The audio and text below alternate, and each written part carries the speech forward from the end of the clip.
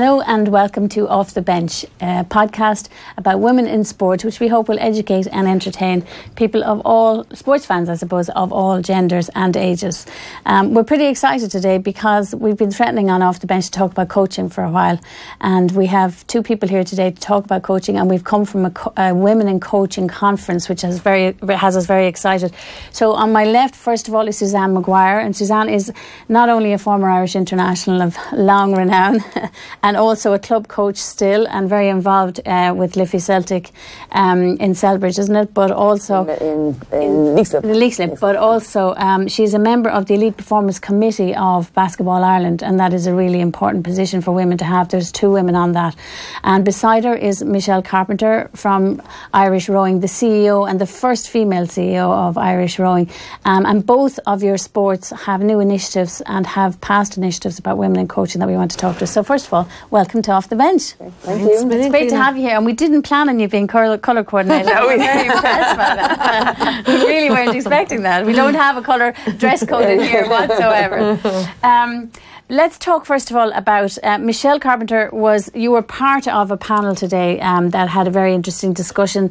Liberty Insurance, who are the sponsors of Irish Camogie, every year now for the last 3 or 4 years, and this is one of the great developments with sponsors where they have money and they can do things. They have done some research, and they've also held a small symposium on women's sport, and the one today was on women in coaching, because this is an area that they felt was an area that now needs some direction. So tell us a little bit about what happened today and what you took from it, first of all, Michelle. So I was on the first panel and we were discussing coaching and the lack of women coaches in Ireland, and what we could do, what was needed to be done around that. So we all gave our personal experiences on it. I guess from my own background, I brought it right back, and but Joanna Cantwell, who hosted today, brought us right back to, when I started rowing 30 odd years ago in Shannon Rowing Club in Limerick, we weren't allowed to row because we were women. That's extraordinary. Yeah. Only 30 years ago. Only 30 years ago. Yeah, exactly. So, and a lot of people find that hard to believe, even a lot of people in rowing, because there were clubs that always accepted women.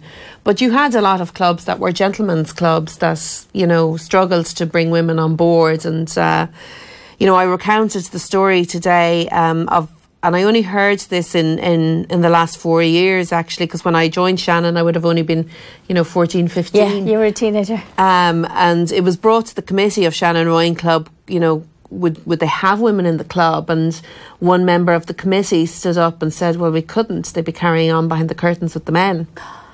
And another member said, well, I think we should take those curtains down now, Joe. So... Well done. And that was a man. And that was a man. And that's so important, really. Yeah. It was men. It was all men on that committee that time. So it was men that had the foresight to see we can be a better club by having women involved. And I think we need to look back and say, okay, we've taken the curtains down. We've come an awful long way. We've huge gender equality in sport, on our boards, on our organisations, generally in sport, but there's an awful long way to go. And interesting, I would always imagine rowing to have been, to be equal and gender equal. I never would have thought of a men's only rowing club. I didn't even know they existed, but they did exist. They did, and women only rowed in the Olympics in 1976. Recently, yeah. There's some great, and they only rowed 1,000 metres because they thought they couldn't handle it. Yeah. I mean, women who give birth to how many babies, and they thought they couldn't handle it. I think basketball was quite similar. They only played in the half court. They only played half court. They only allowed them to play in the half court when they started. Probably the same reason, because they couldn't go up and down the floor, It seems extraordinary. Doesn't that seem extraordinary now? And track and field was the same. In the Olympics, women weren't allowed in, and initially only allowed in, and marathons weren't allowed in until very, very, the last 20 or 30 years. So, it is hard to believe that, but that's what existed. We should say, when you were on that panel this morning, there were two panels in this Liberty Insurance event, and the first one was about firsts in Irish women's sports. So there were four of you. Were there 3 or 4 of you? 3 of you, I think, in the first one, and you were first. Yourself as the first female CEO in Irish Rowing, Tanya Rosser as the first woman to coach a men's senior rugby team in Ireland. She's involved in Clontarf, and I was amazed to discover how high up she's operating in terms of, I didn't know that anybody had broken through that barrier. She is the head coach for their second men's team, and she is the skills coach and one of three on their senior men's management team. That's some achievement. She has the grade 4 rugby coaching. She said to me, the next one up is Joe Smith. I'm just not at that level yet. So that's pretty amazing. And then the other first on the panel was, am I right in thinking that was, there were three of you? The other first then was Lisa Fallon, who we interviewed on this podcast about 2 years ago, before everybody started talking about her and her amazing role in men's football, men's soccer. And she, this year now, is the first woman to coach in the League of Ireland, to coach a League of Ireland team. She's the coach of the first team in Cork City, and she's also, as we spoke with her before, she was a senior analyst for the Northern Ireland men's team. She's very involved at that level as well. So there's that. That was one of the things today, and then the second thing, Suzanne, today then was we had two people over from England, and two women who were extraordinary women. Emma Hayes is Chelsea women's coach, and she is just a ball of energy. I'm still buzzing after listening to her. She was fantastic. And then also Tracy Neville. Interestingly, because I always think people basketball and netball, and they look at them and they compare them. Senior coach of the netball team in England, who won the Commonwealth Games team, and one of the things she said was she is still always referred to as sister of the two brothers who play for Man United. Even though she's led the English team to Commonwealth gold in netball, that's what she gets, which is very interesting. In terms of statistics, and we had a quick look at them, was there anything that jumped out at you? They brought up statistics on coaching, and I suppose the big one was, for me, was that there are so few females coaching women's teams, that it's way more men coaching women's team than coaching men's team. Did anything jump out at you? Well, I was surprised. We were just discussing it there about the regular participation in sport among females under 25. I'm surprised it's as low as 11%, particularly from my background with the Get Going, Get Rowing programme, where we've engaged 30,000 individual girls in schools. Well, I think it's 85,000 over the last 5 years. Wow. We celebrated our 5th birthday recently. But I mean, basketball is a huge sport in schools. Yeah, it's massive in schools, isn't it, Suzanne? Yeah. And in clubs. Yeah. Just, I mean, you can see it within the like this past week, or there was the All-Ireland Schools League, like, you know, and there's like hundreds and hundreds of kids out there. Like, I mean, and I know from just people who are coaching and running schools basketball and school sports, like, it's just, I mean, one of the statistics in this was regular participation in sport among females under 25. They said it was 11% in Ireland, and I just don't think that's right. I mean, what did they mean by regular? Are they saying 3 or 4 times a week or something? I just didn't think that. But in relation to the coaching, what they found was, I think, was that there was only something like roughly was it 20% or around that mark of at club level. There were it's that level low of women coaching women's teams. In other words, 3/4 of women's club teams are coached by men, and that seems an extraordinary statistic. And I just wondered, in basketball, would that be reflected? And then how is it at the elite level in basketball? Yeah, I suppose that's. I mean, I think what we come to know is that there's a massive amount being done at very grassroots level, like in schools, which makes me believe there's certainly a lot more females coaching and a lot more participation within certainly in the primary and secondary schools level. But and I think this is reflective probably across the board, maybe all sports, that there's a whole amount of them there. Our problem is we need to reach them.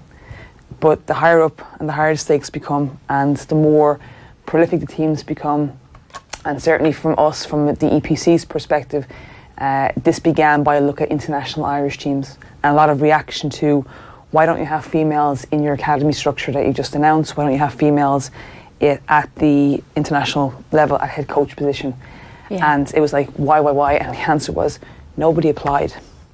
Like, so I saw today that, you know, one of the stats I think that I read was 40% believe females should be interviewed, but they can only be interviewed if they apply. If they apply, I saw that statistic. You know, and that was one of the things that got us I was asking the question as to why don't we have more females? We know we have female coaches. We know we have very good female coaches. The ones that are very prolific, we know there's a whole underbelly of females who are coaching. Yeah. We need to reach those. We need to elevate their aspirations and their wants, let's say, to coach. I don't remember seeing a woman ever coaching the Irish senior women's basketball team. Do you have any recollection of it? Maeve Coleman did. Oh, Maeve Coleman did. Maeve did, yeah. She's the only one. She probably is the only one that I remember now. Yeah. I suppose I'm going back to the 90s and late 80s. Yeah, that I remember. You're right. Yeah. And what about national league teams, women's national league? So teams? on the teams that we have, like, so I have it here. I come somewhat prepared with all my little cue cards and said, like, you know, we have like there are a few, but is there? I wasn't sure. Well, I suppose what's great about this year is that it's just a level of teams at Super League and National League levels, but men's and women's. I mean, the participation is huge. Yeah. There's so many teams there now. Yeah. I think, you know, we are one of the sports that has a 50-50, you know, in terms of numbers of participation, right. like, you know, but coaching wise, so in Women's Super League, we have 3 female assistant coaches. No head. Right. So I know that Gillian Hayes, former international, Niamh Dwyer is doing it. Father Matthews. Oh, is she? And Mary Bowler, who was former Coyne, former is with Liffey Celtics this year. Right. And at Women's National League, there's 2 female head coaches. That's the next division down. So we have Breda Dick up north. Oh yeah, another. And Joan Black is at Swords. In Swords. Yeah. So two women heading up their teams, and in the second division and in the top division, 3 assistant coaches. And actually, that's probably a bit of a growth in the last few years, is it? Or is it roughly the same? I'd say, if anything, it's been like Gillian was head coach for maybe last year, so it's been in and out, but she does an awful lot of Wildcats anyway, so I could see why she's dipping in and out, and 2 kids on the international team. So, but it's just not reflective of the numbers and the numbers. And if you watch the Irish schools, and the cups have been on, and then, as you said, the league finals were on recently, you see lots of women coaching teams, and even women coaching boys teams to win All absolutely. Ireland. I had Mary Maguire was texting me the whole time with the schools going 3 out of 4 today, boys and girls teams, female coaches, female winners. You see, you know, so lots at that. That's why we know there's lots, and maybe it's just, you know, geographically we have to be able to reach them. And these are some of the stuff that we explore in the Women's Coaching Forum. So we'll talk about that, because you've been looking at how you might be able to do that. Yeah. The rowing strikes me as interesting as well, and we've just been watching the track and field actually from the weekend, if you watch athletics, indoor athletics at the weekend, how many athletes did you see going over to a female coach? Hardly any. Yeah. At our very, very elite level, Thomas Barr's coach is female, but nobody else obvious jumps out to me. Hayley Harrison, Terry Cahill, with their husband coach Derval O'Rourke. Very few female even coming through in track and field. Again, a sport that, like yours, has both. Competes, you know, side by side sometimes. What about rowing? Because you see female coxes. Yeah. But how many female coaches do you see? Look, we're exactly the same problems. Exactly. We have loads at junior and schools level, but we have none at high performance level. Right. Last year we had 1 or 2 helping us at the Coupe de la Jeunesse, which would be our kind of underworld championship That's event. The big kind of underage world championship. Yeah, it's kind of like the European Cup, but we don't invite the Germans, because if we did, they'd win everything. Well done. I like it. Only so we would have had some, but coaches aren't taking that leap, and we've done a lot of women in coaching stuff over the last 4 years to see why not. Right. And I think it goes back to that job spec. You know, can I do it? I can't. I can do 9 out of the 10 things. That female mentality. That female mentality. I'm not ready for this because I can't do all 10 things. Yeah. And whereas the males, is if I can do 1 in 10, I'm in. I'll have a lash. I'll have a lash. And when we bring the rowing machines into schools, into a mixed school, for example, the boys will get on the machine and they'll pull the living daylights out of it.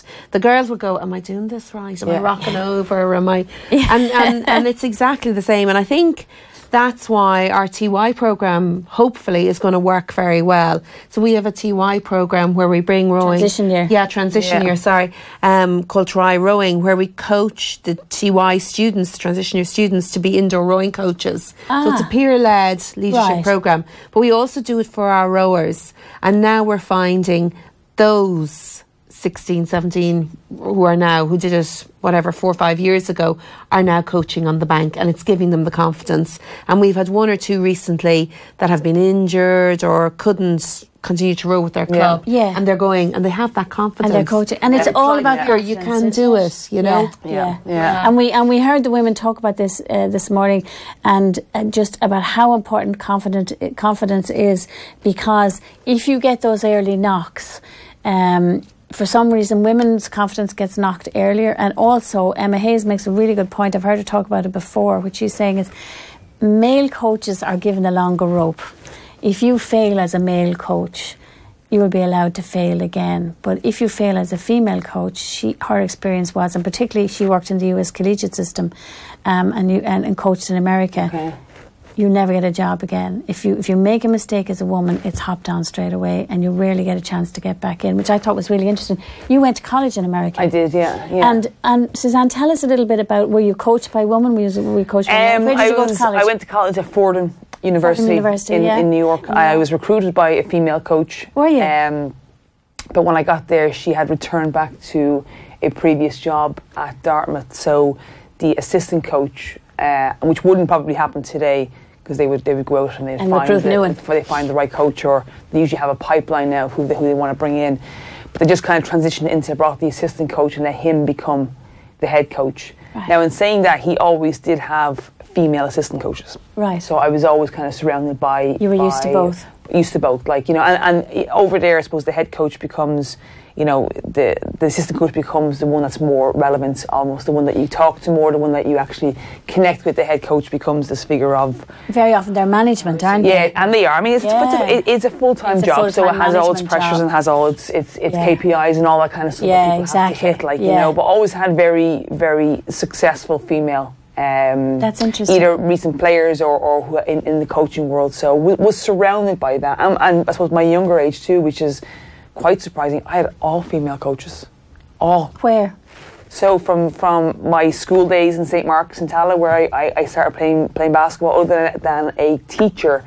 The club that I started playing with had a female coach. I then went to Talc Rovers, where Celine Byrne was my coach. Yeah. And very progressive, you know. I was 6 foot tall, and she refused just to let me be someone who played a certain position. Yeah, didn't stick out of the post. And that was, you know, that was a reason why I was able to go to the States at 6 foot and be a shooter. Whereas anyone else would have been just a rebounder or something like that. Under the post. Under the boards, exactly. So she was creative. So she was creative like that, you know. Another option I could have gone to play before going to Talc Rovers was a female coach. Like, so just seemed to be everywhere. I mean, always there, and never was a doubt for me. Could I ever coach? Because I saw them everywhere I turned. Yeah, and this was the debate that people were talking about today again, and it does come back to the can't be, can't see. When Emma Hayes, who, as I said, led Chelsea to a double a few years ago, when she was heavily pregnant, she had her baby 10 days later after the cup final. When she went into the Super League, she was the only woman coaching in the Women's Super League soccer in England, which is interesting. Yeah. Now, 6 years later, there's 5 or 6 of them. And she was very interesting today. She said, I'm very, very reluctant about this word role model. She doesn't like it. And she was saying, they describe my male compatriots as, you know, technical genius and, really strategically brilliant. But I'm always, good with people, or a nurturer and a role model. And she said she kind of fought that notion of role model for a very long time. And now she looks at the league and she sees that there's a handful or more of women's coaches, and she goes, maybe I am a role model, and maybe I have to accept that, and if I contributed to that, well then that's going to be my next role, is to see how many more women we can get in. So I thought that was really interesting, wasn't it, Michelle? Yeah, absolutely. Actually, there was one club in Limerick when I started to row that accepted women, and that coach was a female coach, ironically, going way, way back. But it was the other side of the city, so that's why I moved to the... Right, yeah. I tried to break down the doors and the other one. And pull down the curtains at the same time. Yeah. But it was ironic back then, back in 1986, 87, that there was somebody... You know, there were women coaching then, even though there was so inequality in the sport. Yeah. But role models are very important. And I spoke today about, the International Olympic Committee, the Women in Leadership Forum that I was sent on by World Rowing. And that for me was a turning point. And it was great to see other women doing the same sort of thing, struggling with the same sort of thing, trying to progress with the same sort of thing. And over the last few years as well, we've had Larissa Biesenthal over, who's a twice Olympic medalist and a 3 times Olympic coach. From where? From Canada. Right. And she's incredible. And she has come to Ireland? She came to Ireland. The first time she came, she was going to a world rowing thing in Seville. I had rang her and said, look, you know, can we do a Skype thing in the middle of the seminar? And she was like, you know, why don't I ask World Rowing, can I just stop over in Ireland? You know? So they and again, the World Rowing are very supportive. So she stopped over the first year, and then we got a tiny bit of funding the next year, and then the next year after that. So we were able to continue it on. And actually those women who did the first year of that Women in Coaching Forum, a lot of them are coaching now. They are coaching. They are. So sometimes you've got to set up a course and nurture people and give them the skills or the confidence that they think.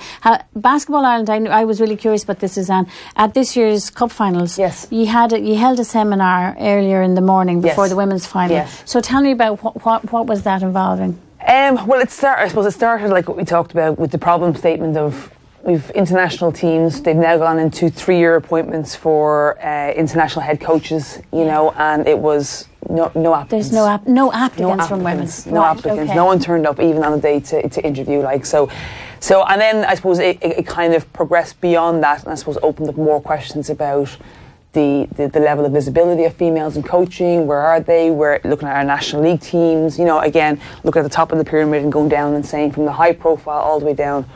Where are we starting to see them, like, you know? So we kind of say that, you know, the thing for me when looking at this is we brought together a panel, and it was really, really good on the day, the panel that we got. So we got the likes of Maeve, you know, who is and has been an international coach, who has that experience. We had the youth with Erin Bracken, who does an awful lot of coaching. I mean, she's in her early 20s and probably has more years under the belt than I do. She's still playing with Liffey Celtic? No, she's playing up north actually this year, but she's doing a Masters. But she's coaching in Liffey. I brought Carmel Kilmartin onto it too. So Carmel's got 30 years of coaching, mostly boys, and is assistant coach to Mike Lynch on the under-20 boys team this year. Interesting, right. Then we had Deirdre Brennan, who represented. You know, so Deirdre, again, as far as I can go back, is the first person I remember a female coaching a men's team, and did so up at Sporting Belfast. You know, back in the day. And she has 2 daughters playing international basketball now as well. 3. Oh, sorry, well, 2. Sorry, and it's over in the States. And then we had Red Miller Turner from FIBA. So Red Miller's came from the International Federation. Yeah, which was great. So Red Miller had been over here before some of the international programs, and kind of was the face of the timeout program that FIBA ran quite recently, which is to help the transition of their professional athletes into kind of everyday living and jobs and whatever else, you know. So that was it, and really what it was very much a questioning. It was very much a why, you know, where are the women, you know, what's the barriers, why are they not progressing from, we'll say, juvenile level to senior level, and you know, find out anything? Like, I mean, the main stuff, and none of it's a surprise, you know. Really, it's not like, you know, so some of the key things where, you know, obviously there's a need for a very strategic approach to this to address the problem, and that needs to, you know, it has to come top down. So I mean, you would obviously know that too, like, you know, you have to go to the very top and say it has to disseminate, you know, all the way down for really to get any kind of traction. They need to, you know, but mentoring was so prominent. Yeah. So prominent, like, you know. And what do you mean by mentoring, Suzanne? You know, I suppose for me, you know, you look at, we've so many, you know, coaching courses now. We have accreditation for level 1, level 2, level 3 coaching courses, you know. But what happens is you go into those environments, you participate, whether it's a day thing, a weekend thing, or maybe, you know, the level 2 is more of a year-long thing. And then you leave. Right. And then you go off back to wherever it is you're coaching, and kind of left to your own devices. So the idea of, well, you know, it was mentoring, it was network, it was how do I get in touch with people to say, this is what happened in the game, they did the right thing or the wrong thing, this is a problem that I'm having with a kid or with a parent, or, you know, so literally somebody that you can bounce ideas off. Absolutely, that you can speak to. So mentoring, network, associate, you know, kind of just being able to have a community around that you can bounce ideas off, that you can speak to. And again, you're talking about confidence. You're sitting in a corner by yourself, coaching a team, and you know you don't know if you're making you don't know, and no one's reinforcing you or challenging you. So really, it's about trying to get, like, really screaming for that kind of almost continuous engagement, in service, as I call it. It's in service and support. Mags Darcy was another person who was there today. Again, she's the first woman to be involved with the senior men's coaching strategy in our coaching team in GAA. So she's working with the Wexford Hurlers, and it's funny, herself, Lisa Fallon, Tanya Rosser, everybody said the same thing. Some man gave me a chance, and some man was my ally, and some man helped me. And I might have been able to do the job. First of all, I needed somebody to give me the chance, and secondly, I needed somebody to be there to help me whenever things were tough, or to let me miss. Lisa Fallon was very interesting. She said John Caulfield in Cork, she said he let me make mistakes. He let me do all this stuff behind the scenes. It's only this year they've said she's the first team coach. Up until this, she's been doing other stuff. They haven't made much of it. She said, he let me make my mistakes, let me learn, let me under the radar, let me do all of that, and build up my confidence. So it's a similar thing you're hearing, and probably, I'm sure, a similar thing. Have you, just to clarify, have you had specific coaching courses for women? No, not specific. Our level 1, level 2, level 3 introductory are all just men and women. They're all mixed. But the Larissa Biesenthal thing that we've had has all been women. Women, right. But last year when she came, we opened it to men as well. Right. And actually it was brilliant. Yeah. Because they're so important and like that. And I know I spoke about that today, at the International Olympic Committee Women in Leadership seminar thingy, we had to say we're going to go out and get a sponsor and a mentor. And it was funny, I was thinking back, and my dad fell sick afterwards, and I was saying, God, he was my mentor and sponsor before I had anyone. And I'm one of 4 daughters, but it's so important to have that mentor and a sponsor going forward. And very often we don't even know that's what to call them, but they're there, they're your ally, they're somebody that gets you through it, isn't it? And for some reason, and it cropped up again and again today, that seems to be more important for women, that they have that ally, because maybe they're breaking down barriers at other levels, but that thing of having somebody to help you build your confidence, to help you when things go wrong.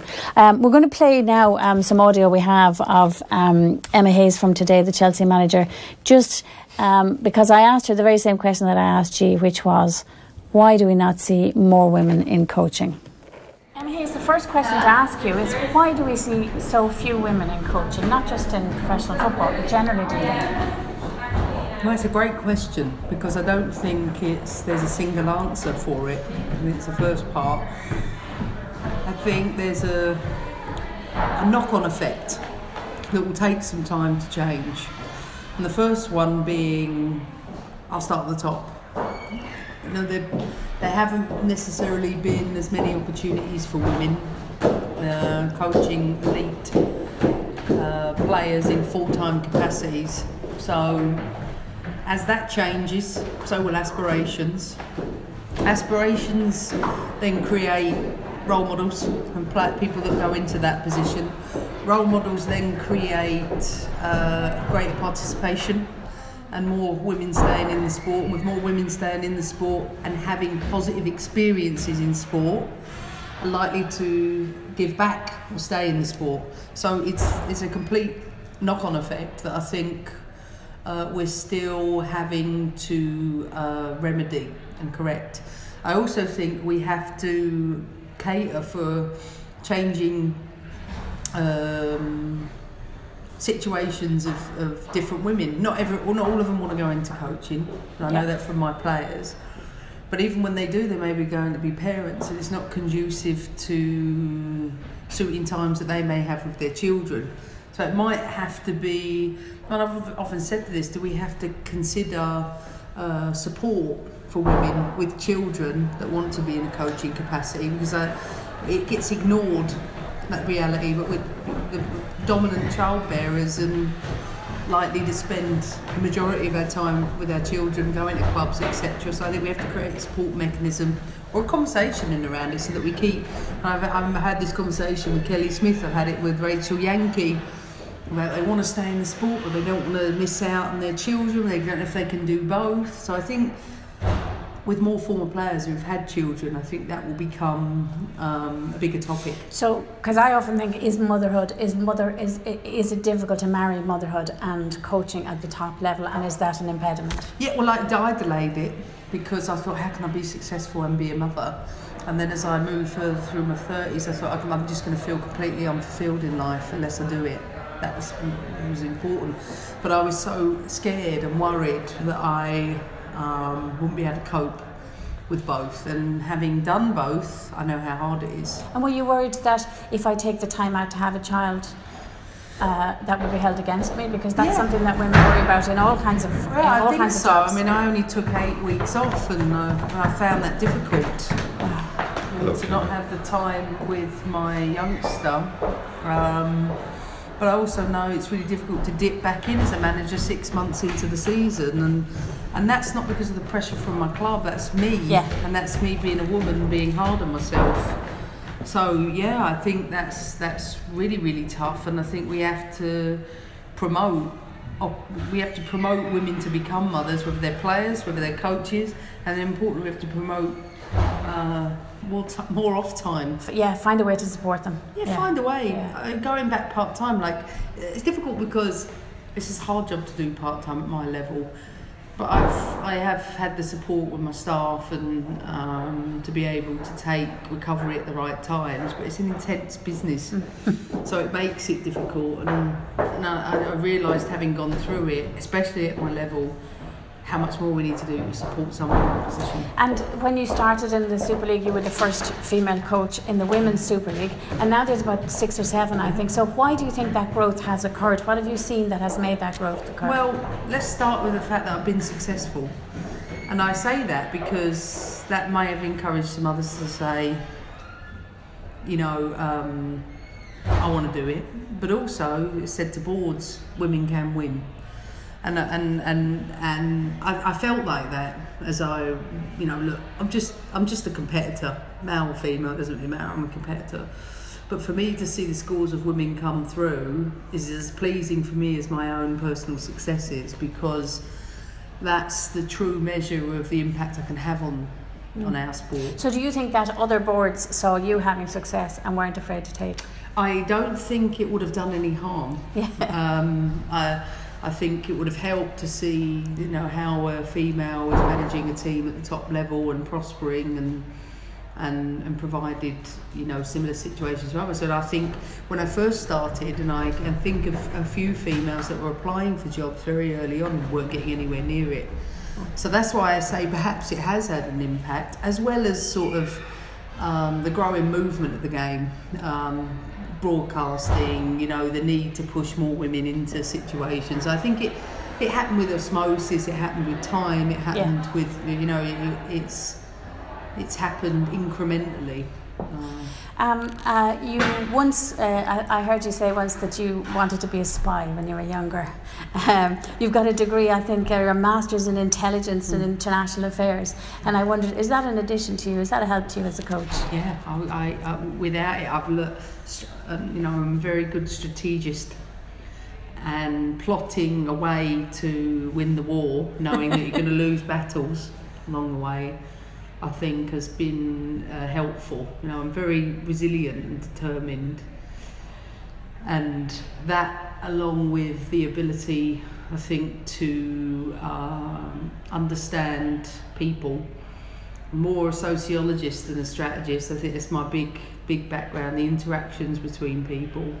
There is no question my academic love and passion has had a huge influence on my career, because it's made me, I think, if anything, I'm just sort of, multi-dimensional.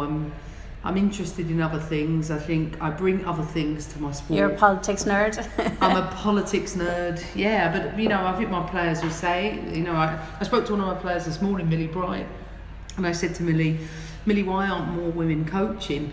And she went, well, you're unique, Em. They're not like you. And I said, why? What do you mean by that? She's like, well, you're resilient, you're made of the tough stuff, women get too emotional. I said, is that a negative thing? And why do you view that as a negative thing? I would tell you emotionally if I'm upset or I'm unhappy with something. I said, you haven't had a female coach, really, have you, until you came to the senior level? Yeah. And you see me as that, and yet at the same time you see that as a weakness. She's like, well, I haven't really thought about it. And I said, well, I think we need to do more to celebrate the qualities that women have and recognise them as quality attributes to enhance a player's experience, instead of it being about constant comparisons to the men's game, or constant, coaches coming from the men's game as a, dropout or a fallout. And perhaps we need to talk about the wonderful things women provide as coaches, and that in fact that those strengths are equally, if not more, important. Yeah. And finally, Arsenal are killing it over there, and we have two wonderful Irish players, international players, playing there. How do you rate them? Arsenal have had a great season. I think they've struggled of late with injuries, but they just had a really fast start, and they built on that and got a lead in the league. And I think it'd be a tight race between them and Man City. For Katie McCabe, developed into a top player, top personality, and I think she's had a very good year for Arsenal. And Louise Quinn, a hard worker, does her best for the team. Real spirited player. And we have high hopes for Leanne Kiernan as well, who was with West Ham. Yeah, she too has said, she had her troubles with injury in the first part of the season, but she's got wonderful talent. She certainly is very resilient and determined. She's an extraordinary woman. She actually was gone down the road of, working in intelligence, and she says, I heard an interview with her before, and she said that she was at a thing, and she was listening to a guy talking about how he was going to kill someone, and she was like, I don't think I can kill somebody. I think I better even go do some other job. But she's amazing. Kill them in another way on the pitch. And she has managed to get. She got when she went to Chelsea, the women weren't allowed into one of the buildings. They weren't allowed into them. Literally weren't allowed over in what was called the men's building. She got that changed. She got ladies taken out of the women's name, and she got the phrase first team removed as well. And if anybody uses those phrases, they get fined in the club, because there are two senior teams there, and her thing is we're equal. And it's really interesting to see what she has done there and what's happened in Man City. The same thing.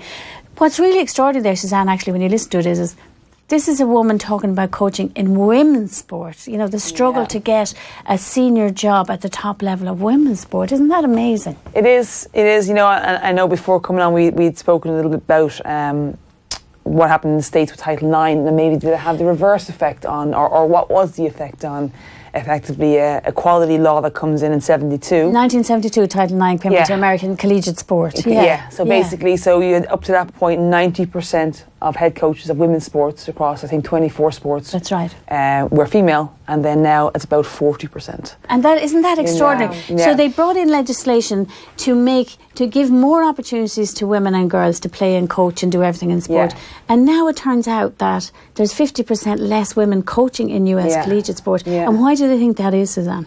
For all the same reasons that I think everyone is going to. So they actually had a really nice phrase when I was reading about it. It was kind of a mosaic of complex kind of issues, or complex kind of deterrents. Yes, so it's not just one it's thing. It's not just one, and some of it was maybe, strain on the job. It was, actually being a mother. Motherhood. We've heard Emma talk about it. Networking was there. Levels of fear. There was levels of some of them were talking about discrimination, lack of mentors.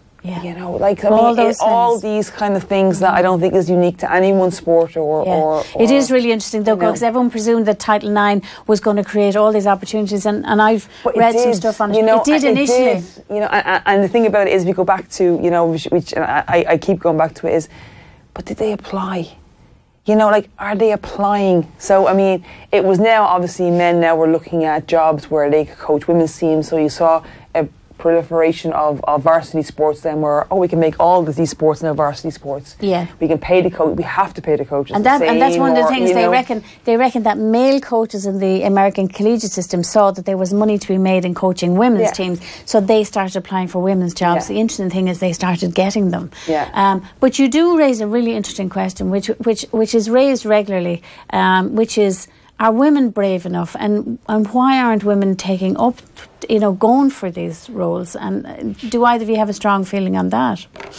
Well, I suppose and I know I keep going back to my own role, but I suppose that's relevant to me. Going back to this time last year when I was going for the CEO role of Rowing Ireland, I had so many wobbles. I can't do it. I'm just so lucky. My husband was incredible, I have to say. Right. So many wobbles. Even down to the night of the interview, I was I reckoned that the interview panel would say in a certain hotel in Cork, so I booked into the other one. And I walked in and there they were having a pre-interview meeting. And I completely lost the plot. Oh, no. And we talk about women waiting for the right moment. I mean, my dad had just died, who was my soulmate, my mentor, my sponsor, everything. And it just wasn't the right time. Right.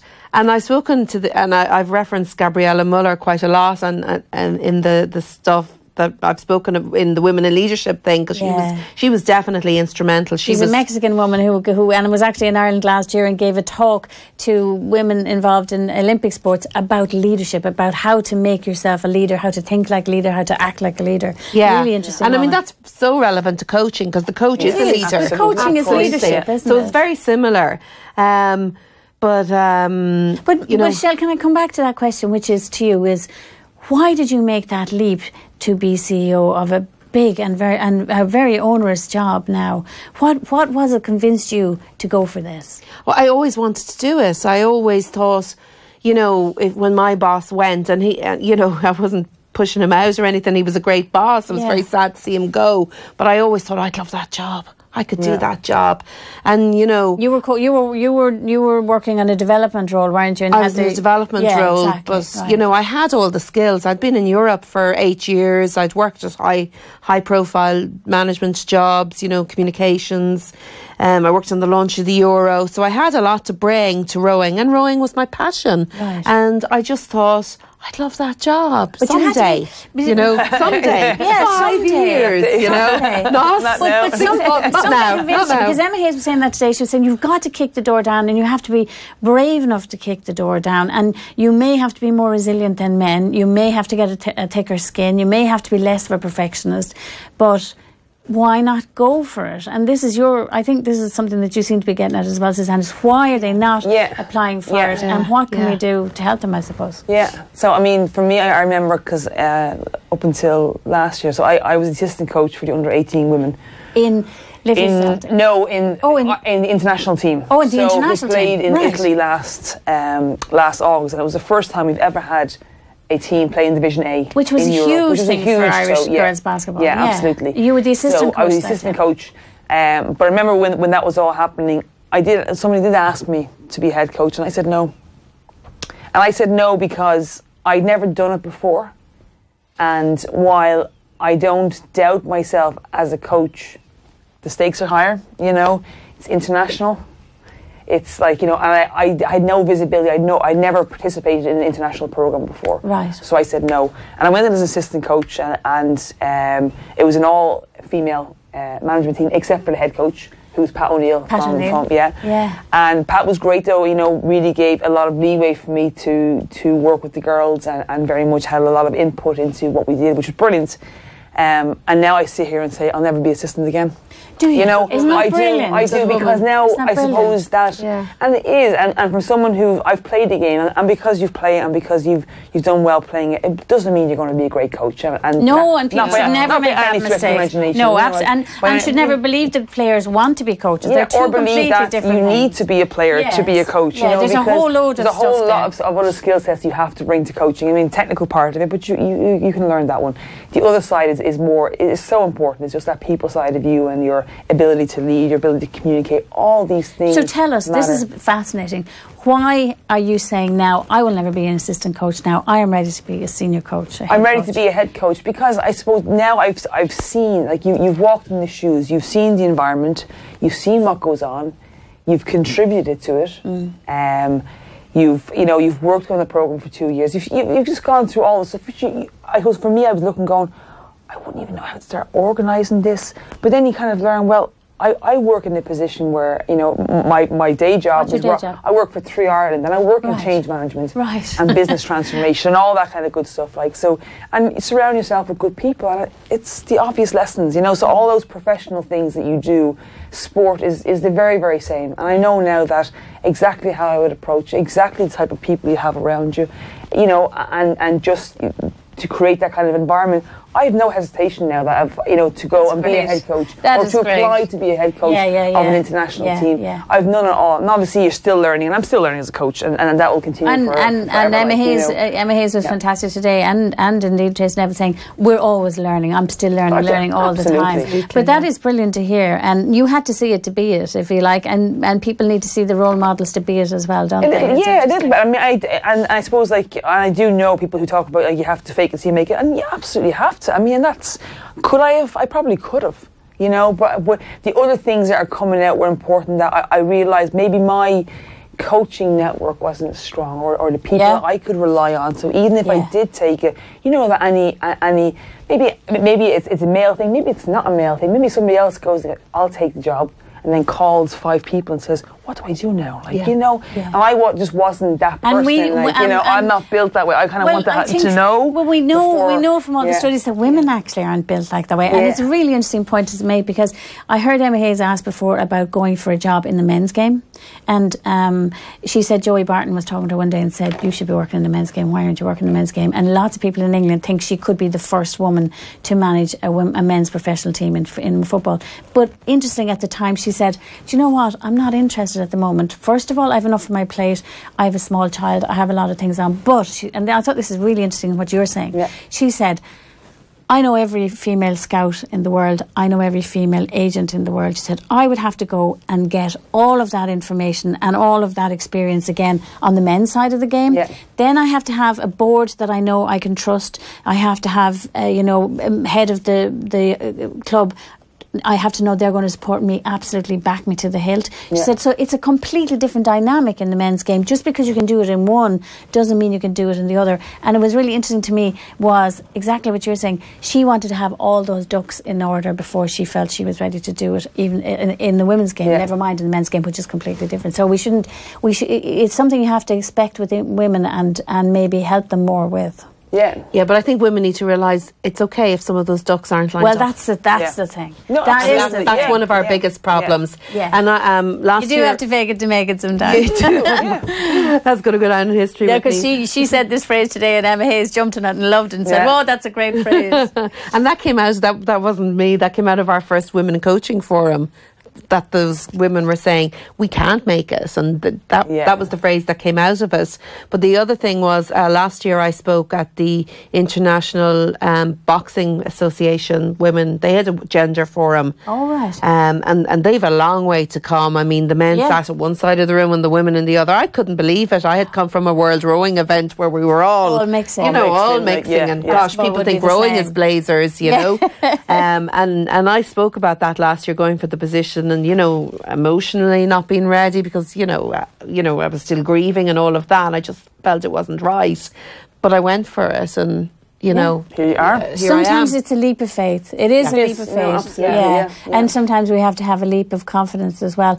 It'll be really interesting to see what comes out of it for you in basketball, how it will develop in terms of you developing structures to help your coaches. No, it's important, and it's something that, we want to get right, so you have all the outputs now and just kind of collating them so we can go back to Bernard and to the board and kind of present it and see then where the next initiatives come from. But like with so much stuff around timing, the timing seems to be right. Right. The environment just seems to be ready. I mean, it seems to be just a lot of activity. There seems to be a lot of communication, a lot of noise, a lot of conversation about this. So which is brilliant. More women coaching, which is brilliant. Which is brilliant. Strike while the iron is hot. Absolutely. Definitely. I was curious, actually. The WNBA and the NBA. There is. Has anybody broken into?